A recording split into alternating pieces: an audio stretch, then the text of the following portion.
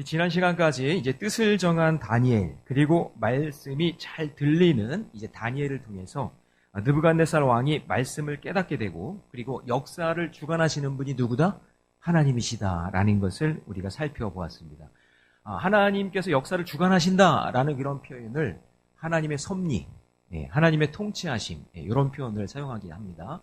하나님은 지금도 우리 역사를 주관하셔서 하나님이 이끄시는 방법대로, 하나님의 방법대로, 하나님의 섭리대로 이끌어 주실 줄 믿습니다. 그래서 역사의 주인은 내가 아니라 하나님이시다라는 고백을 할 수밖에 없는 것이죠. 자, 그리고 이제 시간이 조금 흘러갑니다. 많이 흘러갑니다. 그리고 나라의 정책도 바뀌고 왕도 바뀌고 하게 되는 상황 속에 나라가 조금 혼란스러워지자 다니엘은 예레미야가 쓴 글을, 성경을 이제 묵상하게 됩니다. 그래서 이스라엘 백성이 왜 바벨론 포로로 끌려오게 됐는지, 백성들의 죄악 때문에 끌려오게 됐죠. 그것을 알게 되고, 그리고 이 포로 생활이 끝맺는 시점이 언제인지 그 비밀도 알게 됩니다. 즉 70년 만에 포로 생활이 끝난다는 것을 예레미야 선지자의 말씀 속에서 알게 된 것이죠. 그러니까 고통과 어려움과 내가 해결할 수 없는 이 역사의 소용돌이 속에서 다니엘은 뭐를 붙잡았냐면 예레미야에 쓴 하나님의 말씀을 붙잡았다는 걸 우리가 볼 수 있겠죠. 자, 그래서 연수를 헤아려 보니 앞으로 2년에서 3년 정도 이제 다시 고향 땅으로 돌아갈 수 있게 된다는 것을 깨닫게 된 것입니다. 자, 그러나 다니엘은 이게 최고의 응답을 받았잖아요. 응답을 받은 거예요. 왜냐하면 이 민족이 나라가 없었는데 나라를 되찾는다. 이제 땅이 회복될 것이다. 우리가 다시 포로 생활이 아니라 귀환한다. 라는 이 최고의 응답을 받았음에도 불구하고 기뻐 날뛰는 것이 아니라 어떻게 하냐면 베옷을 입고, 그리고 죄를 뒤집어 쓰고, 그리고 금식을 하면서 어떻게 하냐면 회개 기도를 합니다. 왜냐하면 70년을 만에 다시 찾아온 이 생명 살림의 기회를 놓치고 싶지 않았기 때문에 그래요. 이제 알았잖아요. 아직 이루어지지 않았지만 하나님의 음성을 들었는데 이 하나님께서 역사하실 이 일이 온전하게 이루어지기 위해서, 온전하게 이루기 위해서 막 기뻐 날뛰면서 막 환호성을 부리면서 그렇게 축제의 분위기가 아니라 다니엘은 말씀을 깨닫고 난 다음에 뭘 했느냐? 회개 기도했다는 거예요. 그래서 오늘은 생명을 살리는 이 기회, 한 민족이 사는 이 기회를 어떻게 감당해야 될지, 여러분의 인생에서, 여러분의 가정이, 우리 교회가, 이 나라가 어떻게 해야 될지 말씀을 통해서 함께 살펴보기를 원합니다. 자, 첫 번째, 생명을 살리기 위해서는요, 회개 기도부터 해야 합니다. 자, 20절 말씀 같이 읽습니다. 다 같이 시작. 내가 이같이 말하여 기도하며 내 죄와 내 백성 이스라엘의 죄를 자복하고 내 하나님의 거룩한 산을 위하여 내 하나님 여호와 앞에 간구할 때. 자, 여러분, 말씀 한 절인데 그 말씀 한 절에 기도에 대한 이야기가 3번이나 나옵니다. 기도하며, 자복하고, 그리고 간구할 때. 자, 그런데 이 기도의 내용을 보니까 이 70년 만에 포로 생활이 끝난다는 기쁜 마음이 담겨 있나요? 기쁜 마음이 담겨 있지 않아요. 이스라엘 백성들의 범죄함으로 이런 고난을 받게 되었는데 또다시 이런 고난을 겪으면 안 되기 때문에 뭐를 하고 있냐면 슬픈 마음으로 회개하고 있다는 것을 우리가 볼 수가 있는 거예요. 그래서 여러분, 다니엘은 지금 금식하고 자복하면서 자기의 생명을 걸고 무슨 기도를 하고 있다고요? 회개 기도를 하고 있는 거예요. 자, 여러분, 이제 제가 시골 교회에서 목회를 할 때 이제 교회 앞에 이제 땅이 넓게 있었어요. 마당이. 이 마당이 있는데 계속 잡초가 자라고 막 그러니까 그 마당을 좀 꾸미려고 이 자갈을 사다가 막 뿌려놓고, 그리고 그냥 휑하니까 유실수, 나무, 이렇게 열매 맺는 나무를 이렇게 몇 그루를 사다가 이렇게 심어 놓았어요. 근데 유실수라고 해서 보니까 진짜 이렇게 열매가 있더라고요. 그래서 요거 심으면은 가을쯤 되면은 열매가 맺겠지 하는 그런 생각으로 열심히 정성을 다해서 관리를 했어요. 근데 가을이 되어도요, 열매가 안 열려요. 안 맺혀요. 여러분, 나무는요, 옮겨 심는 곳에 온도의 변화가 있거나 토양이 바뀌게 되면요, 스트레스를 엄청 받는데요. 스트레스를 엄청 받는 거예요. 그래서 더 이상 열매를 맺는 것에 집중하지 않고 모든 에너지, 그러니까 열매가 맺히든 줄기가 뻗든 잎사귀가 나든 그런 모든 에너지를 모아서 생명을 위한 뿌리로 그 에너지를 전부 다 보낸다는 거예요. 그러니까 뿌리에 다 집중하는 거예요. 그 뿌리에 집중하니까 자라지 않고 열매가 맺혀지지 않는 거죠. 그래서 열매가 맺혀지지 않으니까 우리가 볼 때는 이거 죽었나? 이런 생각을 한다는 거죠. 여러분, 우리 신앙생활도 마찬가지예요. 우리는 너무 쉽게 흥분해요. 그리고 너무 쉽게 좌절해서 식물보다도 못할 때가 있어요. 왜 나는 이렇게 신앙생활을 오래 했는데 별것도 아닌 일에 이 작은 문제 앞에서 그렇게 쉽게 흥분하고 좌절하는지. 그것은 내 안에 근본적인 죄악의 뿌리를 보지 못하고 내 겉으로 드러나는 열매만 생각하고 있는 거예요. 겉으로 보이는 거예요. 여러분, 우리가 살다 보면은요, 온도 변화로 인해서 어려움이 올 수도 있어요. 토양의 문제 때문에 삶의 문제가 올 수 있어요. 그때는 열매를 바라볼 때가 아니라 어디에 집중해야 될까요? 뿌리에 집중해야 되는 시간이라는 거예요. 좌절하고 어려운 상황 속에 있을 때에도 흔들리거나 요동하지 말고 내 근본적인 죄를 고백할 수 있다면 어떤 안 좋은 환경이든지 좋은 환경이든지 기쁜 소식이든지 안 좋은 소식이든지 거기에 좌지우지가 되거나 막 흥분하는 것이 아니라 자신의 근본적인 뿌리를 향해 나의 죄악을 향해 내가 어떤 죄를 지었는지 그것을 볼 수만 있다면 오늘 여러분 그 뿌리 가운데 말할 수 없는 하나님의 은총이 공급될 줄로 믿습니다. 자, 다니엘이 뿌리에 집중하고요. 죄에 집중하고 있을 때 가브리엘 천사가 이렇게 말합니다. 23절 같이 있습니다. 시작. 곧 내가 기도를 시작할 즈음에 명령이 내렸으므로 이제 내게 아이로 왔느니라. 너는 크게 은총을 입은 자라. 그런즉 너는 이 일을 생각하고 그 환상을 깨달을지니라. 자, 여러분 지금 기도 타이밍에 주목해 보세요. 기도 타이밍에. 지금 기도 중입니까? 기도 마쳤습니까? 기도 시작할 때입니까? 기도를 시작할 즈음에, 기도를 시작할 때였어요. 그러니까 여러분, 하나님은요, 기도하려는 우리 마음의 중심을 이미 다 보고 계세요. 여러분들이 기도를 하는 목적과 의미를 다 알고 계세요. 여러분들이 어떤 마음을 가지고 기도하려고 하시는지 하나님은 다 알고 계시다는 거예요. 저 김 목사가 값싼 은혜만 구하는 기도를 드릴 것인지 그냥 하나님께 청구서만 남발하면서 이거 해달라고 저거 해달라고 하며 그렇게 기도하는 그런 내용인지 아니면 마음과 정성을 다해 회개 기도를 드릴 것인지 하나님은 이미 다 알고 계시다. 그러자 이제 하나님의 마음이 움직이기 시작합니다. 그래 이런 걸로 기도하는구나. 너가 정말 회개 기도하려고 하는구나. 이 민족을 위해, 이 공동체를 위해 기도하려고 하는구나. 그때 가브리엘 천사가 빨리 움직입니다. 자, 21절 같이 있습니다. 시작.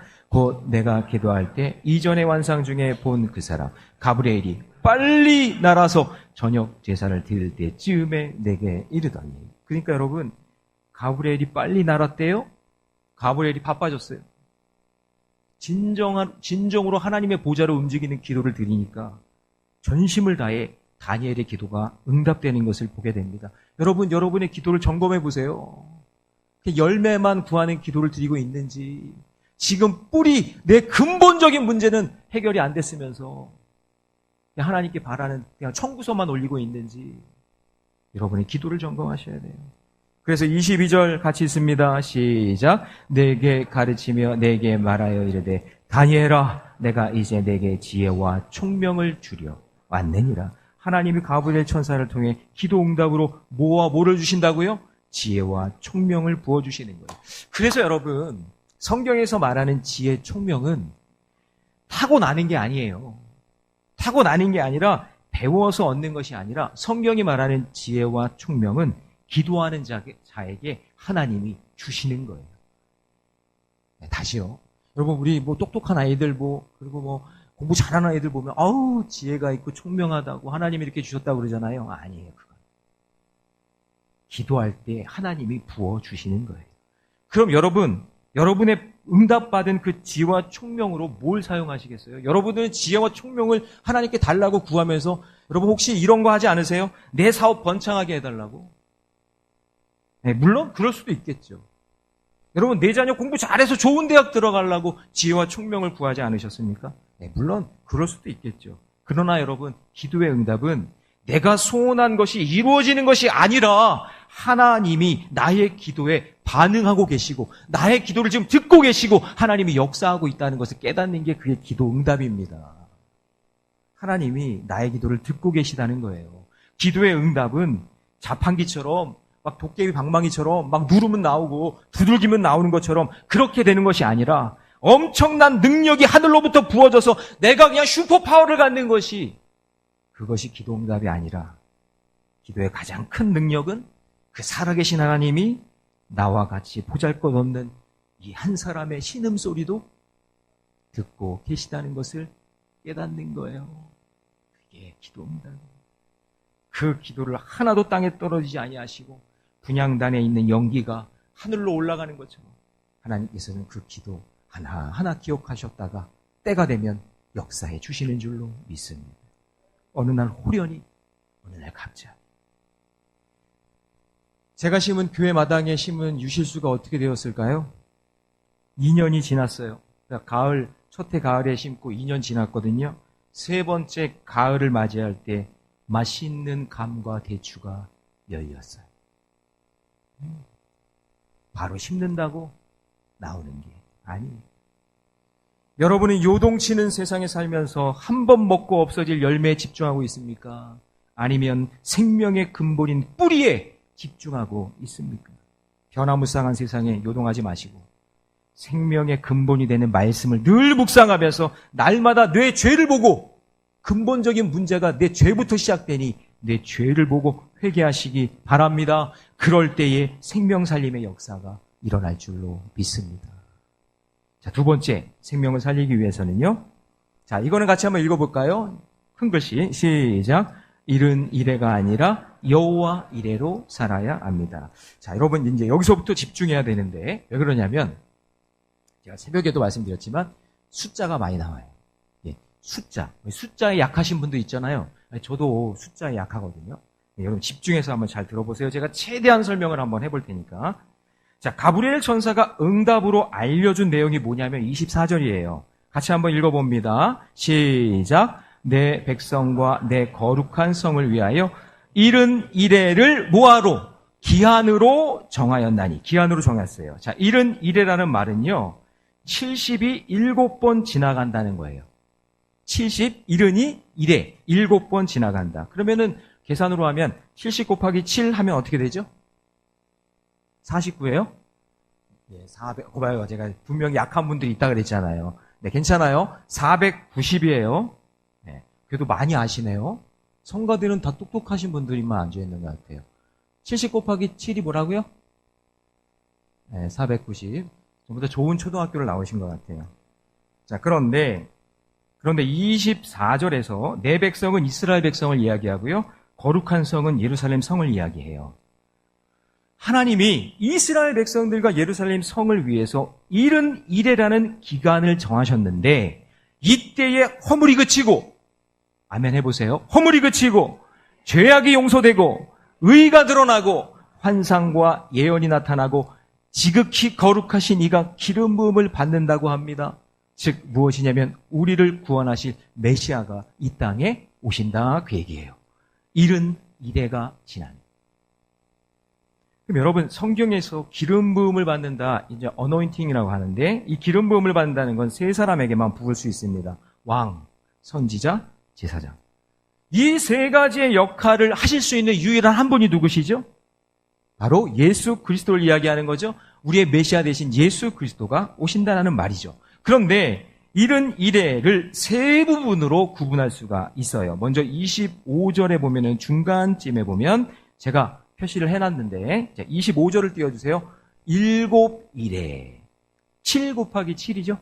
그렇죠? 그 다음에 두 번째 때는 언제냐면 62이래. 62이래는 62 곱하기 7을 이야기하는 거예요. 그러니까 이 두 때가 있다라는 거예요. 이 두 때로 구분되고 그 다음에 27절을 띄워주시면 27절에 보면 세 번째 부분은 어디냐면 한 이래 동안 이렇게 돼 있어요. 한 이래라는 건 뭐냐면 7일이죠. 자, 그래서 이 여기까지의 내용을 한번 정리해보면 이렇게 되는 거예요. 이를 1년으로 볼 때 가브리엘 천사가 다니엘에게 보여준 71의 환상은 70 곱하기 7로 계산해서 그 다음 사진이에요. 490이라고 이야기하죠. 그 490년을 말하고 이 490을 세 부분으로 나눌 수 있다는 거예요. 첫 번째 부분 7일에 7 곱하기 7은 49. 두 번째 부분은 62일에 62 곱하기 7. 산수 시간 같네. 수학 시간 같네요. 434. 그 다음에 세 번째 부분은 27절에서 한 일이니까 7년을 이야기하는 거예요. 자, 그래서 이런 수식이 나와요. 맨 밑에 보시면 49 더하기 434 더하기 7은 총 어떻게 된다고요? 490년이 되는 거예요. 여러분, 그 교회 출입문 바뀐 거 다 아시죠? 다 외우셨어요? 그 정도 수준이면 이 정도 충분히 계산할 수 있습니다. 자, 여러분, 그 전 세계에서 인지도가 높은 몇 개 대학이 있잖아요. 그 중에서 가장 손꼽히는 대학이 어느 대학이냐면 영국에 있는 옥스퍼드 대학이죠. 근데 그 옥스퍼드 대학에서 수학은요, 이과가 아니라 문과에 속합니다. 그 이유가 무엇이냐면 수학을 깊이 배우면 철학을 깨닫게 되고 철학을 깊이 깨닫게 되면 신학을 알게 돼요. 하나님의 학문을 알게 된단 말이에요. 그러니까 이 숫자가 가지고 있는 영적인 의미가 있다는 거죠. 그래서 단순한 산수가 아니라 영적인 의미가 담겨져 있다. 이거를 여러분 꼭 기억하셔야 됩니다. 자, 다시 25절을 보시면 이런 표현이 나옵니다. 기름 부음을 받는 자 곧 왕이 일어나기까지. 여기서 기름 부음을 받는 자는 예수님이라고 말씀을 드렸습니다. 그리고 7일에와 62일에가 차면 483년이 되는데 그 후에 어떤 일이 일어나냐면 오늘 본문을 그 25절 본문을 다시 보시면 느헤미야에게서 살펴본 것처럼 포로로 끌려온 49년에 그때 예루살렘 성이 중건이 되죠? 세워진단 말이에요. 그날 때부터 시작해서 예수님이 이 땅에 오셔서 나귀를 타고 예루살렘으로 입성하는 그 순간까지의 길이가 434년인 거예요. 그래서 이 두 시간을 더하면 어떻게 되느냐? 정확히 483년이 걸린다.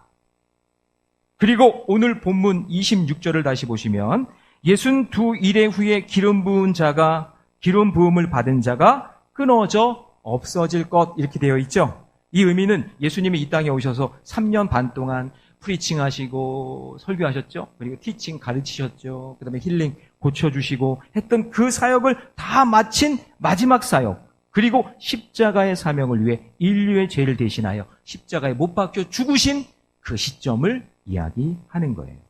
자, 그러면 여러분 다니엘서 놀랍지 않아요? 이 놀라운 구속사의 역사를 다니엘을 통해서 미리 보여주시는 거예요.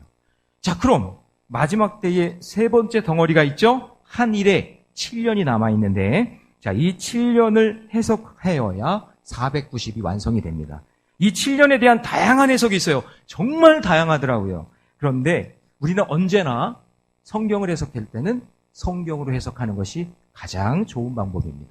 저를 따라해 봅시다. 성경은 성경으로 해석하라. 네. 자, 26절 말씀 봅니다. 26절 말씀 우리 천천히 한번 같이 읽어봅니다. 시작.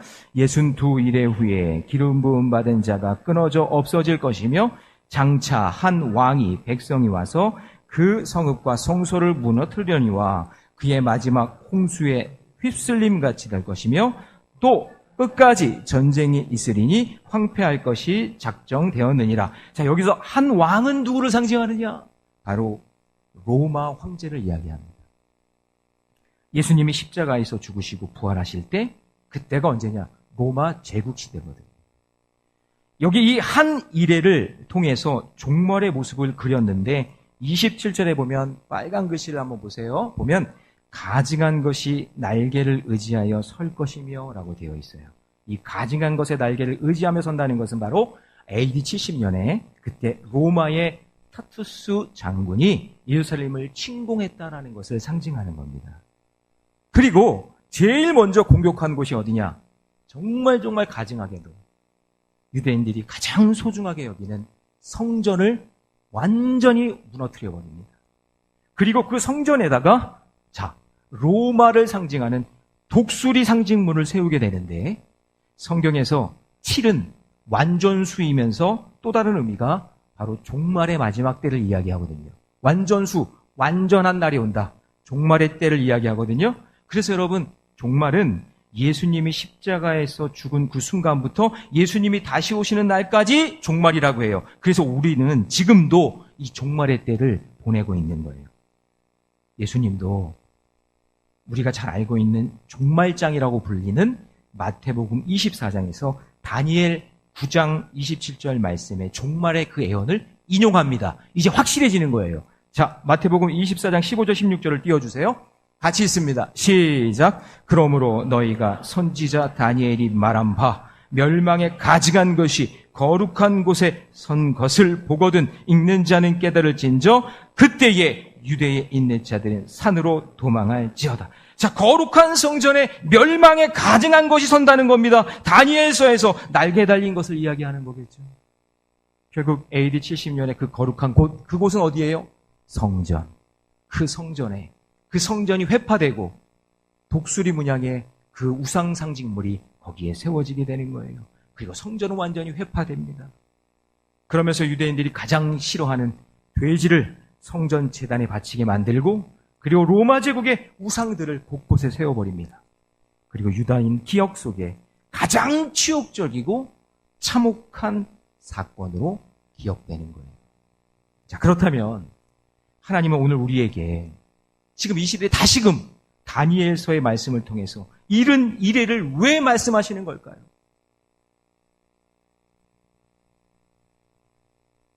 우리는 언제 올지 모르는 종말의 때를 지금 살고 있어요. 하루하루를 내 인생의 마지막처럼 최선을 다해 살아가야 되는데, 그런데 그 절실한 마음으로 살아가야 될 때 가장 붙잡아야 될 것이 무엇이냐면 예수 그리스도 복음이라는 것을 우리에게 말씀하고 있는 거예요. 우리 성도님들 가운데는 가족이 지금 정말 생사를 넘어들며 고통당하고 아파하는 분들도 계시고, 때로는 사업이나 아니면 관계에, 그리고 내 자녀들의 문제로 인해서 힘들고 고통받는 그때로 인해서 힘들어하는 분들이 계신데, 그때 붙잡아야 될 게 무엇이냐? 바로 복음이라는 것을, 예수 그리스도라는 것을 여러분 우리에게 말씀해주고 있는 거예요. 저도 가끔 너무 피곤하면 새벽기도도 쉬고 싶고, 그냥 말씀 준비도 대충 하고 싶고, 운동도 하기 싫고, 그냥 책 읽는 것도 하지 말고 그냥 생명 살리는 일 그만하고 싶을 때가 있을까요? 있을까요? 엄청 많아요. 엄청 많아요. 그런데 그렇게 주저앉아 근심하고 절망하면서 제 개인의 종말이든 아니면 우주적 종말이든 신세한탄하면서 이른 이래를 헤아리며 그렇게 살 수가 없더라고요. 우리 모래내 교회 성도들이 이른 이래를 두려워 떨며 기다리는 것이 아니라, 저는 말씀을 준비하면서 이런 생각을 해봤어요. 우리를 위해 일하고 준비하시는, 그러니까 우리가 고통에 떨며 이른 이래를 그렇게 시간 낭비하면서 허송세월 보내는 것이 아니라 우리를 위해서 일하시고 준비하시는 여호와 이레의 하나님을 바라보자 라는 생각을 하게 되었어요. 사실 여러분, 이른 이래는 한국말이고 여호와 이레는 히브리어의 차이가 있지만 저는 충분히 여러분들에게 하나님이 깨달음을 주실 줄 믿습니다. 힘겨운 하루하루를 두려워 떨며 보내는 이른 이래가 아니라 하나님의 통치함을 받으며 하나님이 준비하시는 여호와의 이래를 늘 묵상하며 살아가시기를 바랍니다. 그것이 생명 살리는 자의 아름다운 모습인 줄로 믿습니다. 자, 세 번째요. 생명을 살리기 위해서는요. 같이 한번 읽습니다. 시작. 크신 은총을 입은 자가 필요하다. 자, 우리 23절 말씀을 다시 보시면 너는 크게 은총을 입은 자라라는 표현이 나와요. 여러분, 다니엘서를 잘 보시면 특징적인 표현이 있는데, 그 표현이 오늘 새벽에도 여러분 말씀 묵상하셨지만 크게 은총을 입은 자, 그리고 큰 은총을 받은 자요, 이런 표현이 자주 나옵니다. 그러면 여기서 큰 은총, 다른 말로 하면 큰 은혜인데 그게 무엇일까요? 여러분, 정말 내가 받은 큰 은혜는 지극히 거룩하신 기름 부음을 받은 자, 그분을 믿는 거 아닐까요? 그래서 다니엘서를 보면 지극히 거룩하신 기름 부음 받은 자가 함께하고 있다는 것을 계속해서 고백해요.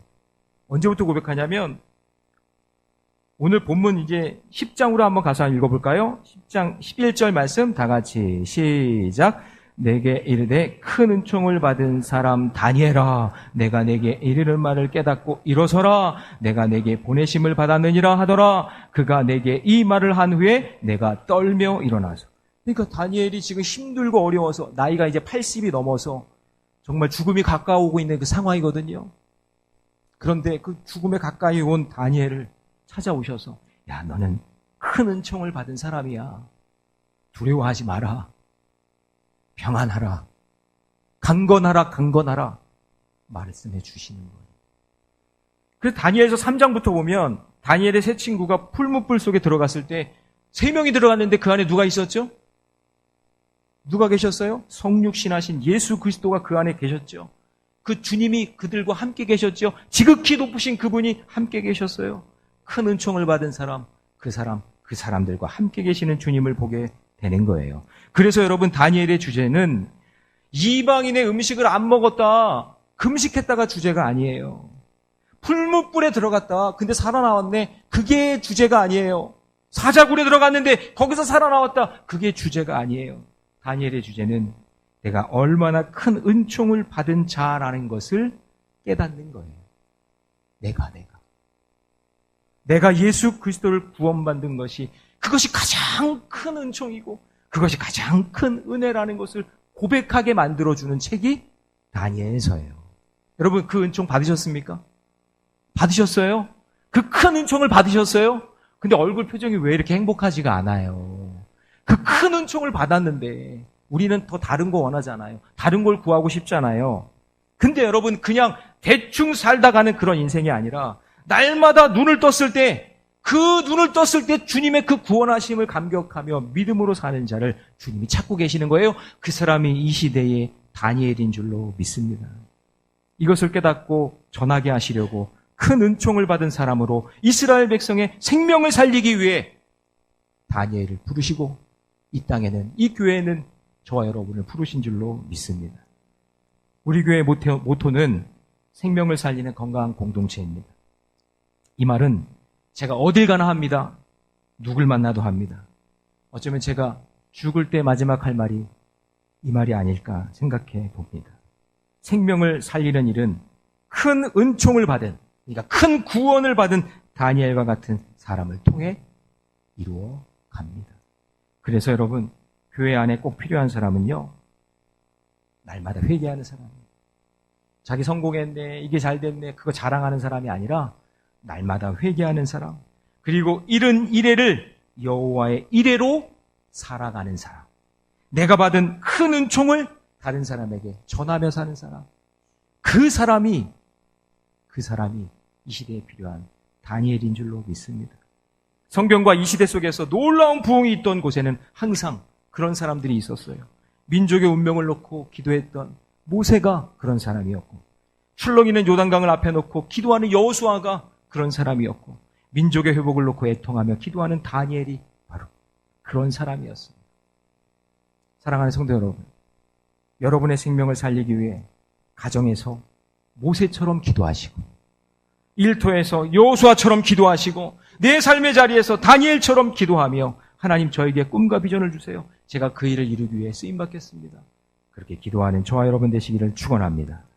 저는 하나님께 늘 기도하기를, 우리 모래내 교회에 정말 큰 은총을 받은 자들이 세워지게 하여 주옵소서. 다른 거는 몰라도 내가 구원받은 것 때문에 감격하며 기뻐하며 살아갈 수 있는 사람들이 세워지기를 원합니다. 세상의 아픈 상처와 썩은 부분들을 도려내고 성실하고 그리고 거룩하게 믿음의 길을 걸어갈 겸손한 하나님의 백성이 세워지는 게, 여러분, 그게 진정한 부흥이 아닐까요? 여러분, 부흥은요, 그냥 숫자가 많아지는 게 부흥이 아니에요. 프로그램이 많아지는 게 그게 부흥이 아니에요. 정말 말씀을 사모하는 자가 많아지고 가슴을 치며 회개하는 자가 많아지는 거예요.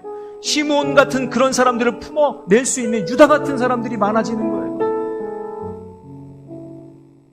세상의 특권, 지위, 가치, 그거 자랑 삼아 비교하거나, 그리고 그것을 자랑 삼아 이야기할 수 있는 그런 사람이 아니라 서로 연약함을 알고 부둥켜 안고 끌어안고 사랑하며 믿음의 길을 함께 걷는 자인 줄로 믿습니다. 이제 말씀을 정리하겠습니다. 생명을 살리는 이 모든 일은 바로 회개기도부터 시작되는 것을 잊지 마시고 교회에서 가정에서 속회에서 뜨거운 기도로 회개하시기 바랍니다. 그리고 여호와의 이레를 생각하십시오. 일은 일의 고통 가운데 있지만 여호와의 이레를 기억하며 승리하며 살게 되기를 원하고 또한 내가 큰 은총을 받은 하나님의 백성이라는 사실을 잊지 말고 담대하게 믿음으로 승리하며 살아가시기를 주님의 이름으로 축원합니다.